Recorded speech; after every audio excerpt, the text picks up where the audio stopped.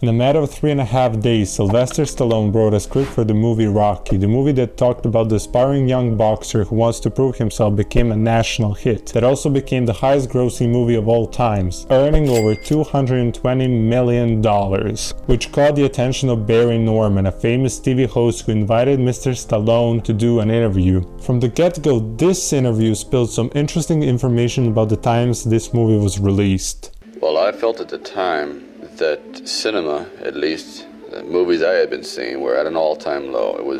Everything was anti-society, anti-Christ, anti-government, anti-everything. Anti-everything? Wonder why this sounds similar to the present-day movies, or maybe I don't even need to wonder. It is all around us. Even today, many people want movies similar to movies made in the 70s, 80s, and early 90s. Is this some kind of a cycle in the movie industry? I'm not sure. But I know that these anti-government, anti-Christ movies sparked the fire that got us the first Rocky movie. Anyways, let's get back to Rocky. I mean, Stallone wasn't the only one with this kind of a thought. Even he shared opinion with a lot of people who he spoke with. I wanted to get back into the cycle of the films of the 40s and the 50s where people say, hey, gee, I missed the good old films, yet Hollywood hasn't taken heed and hasn't made any good old-fashioned type films where morality was at the forefront. Is it just me, or movies today have more sexual scenes for just no reason?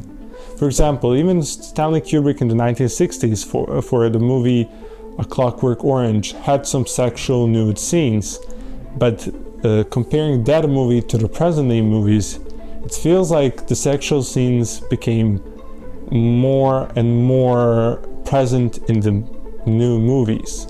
Not all of them, thankfully, but we can kind of see if there's a movie with the sexual scenes, it's more than it's used to be back in the 20th century.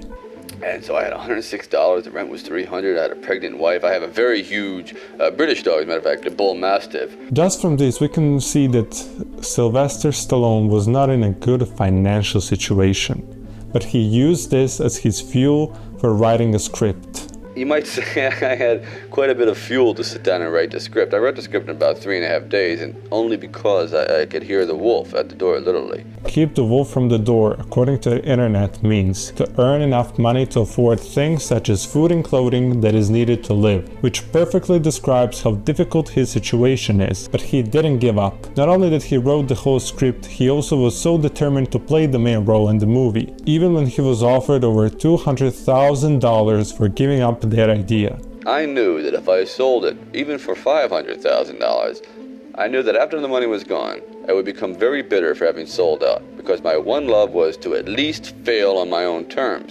In the life of every artist, there is a decision to be made. Do you sell your art for money or something else? For example, David Cho was offered $60,000 to paint the Facebook headquarters, but he declined that offer and instead asked for shares in the company, which made him a multi-millionaire. That decision alone made him a multi-millionaire. So you see, like, sometimes in lives you have to gamble, similar to Sylvester Stallone, who gambled and today became one of the most recognizable actors in the Hollywood. So yeah, that's gonna be for this video. See you next time and stay safe.